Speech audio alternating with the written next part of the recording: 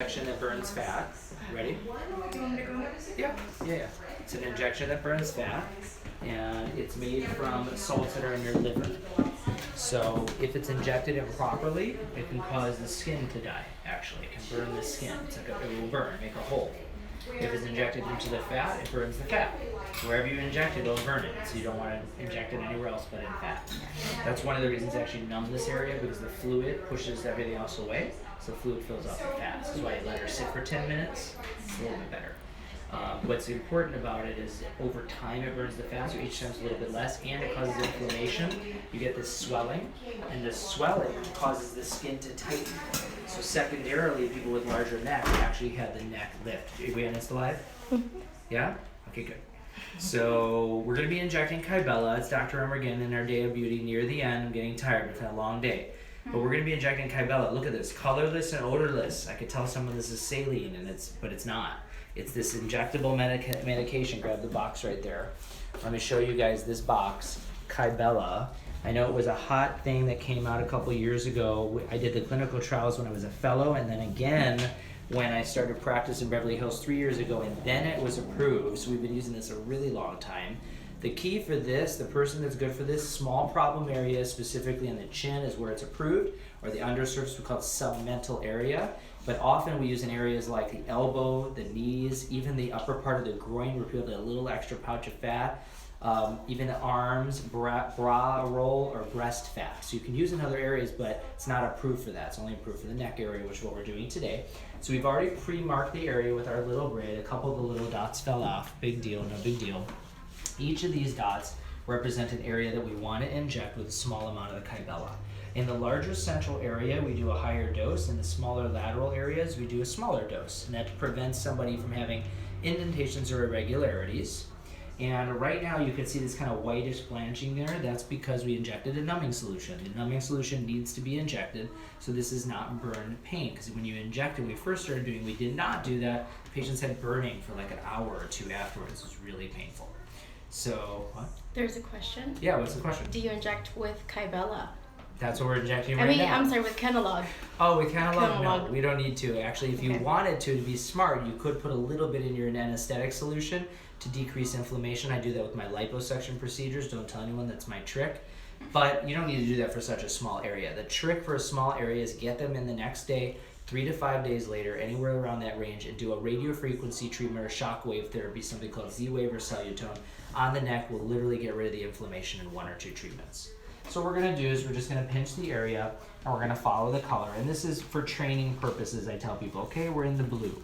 So we're following the blue, and we're just doing a small injection. Now again, lateral area, small bit. Lateral area, smaller bit. And in some areas you might have a little bit of burning. Other areas, now we're in the black.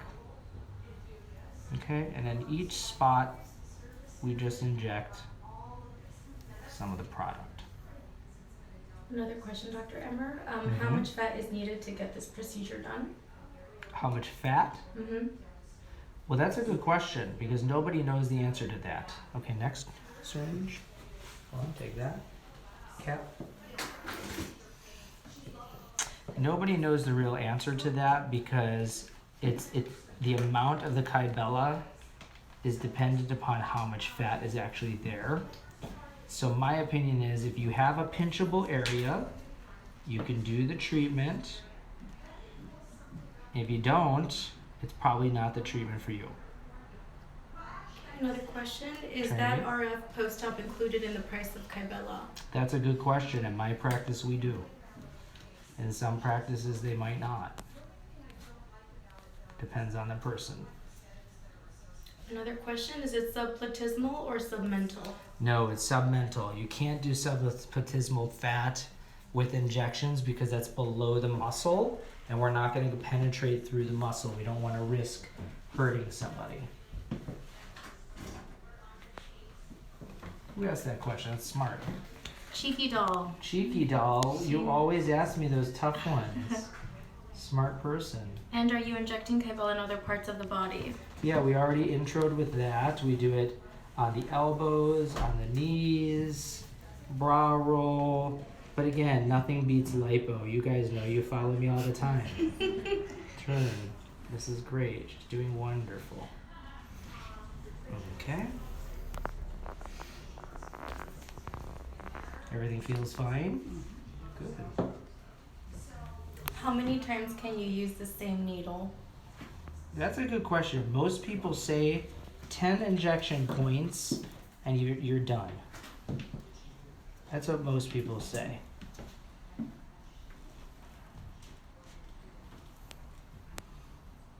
My God, that's a really good question. Okay. Turn all the way. Good. Is it painful? Iris, are you in pain? No, not at all. We're numbing, remember? We already numbed.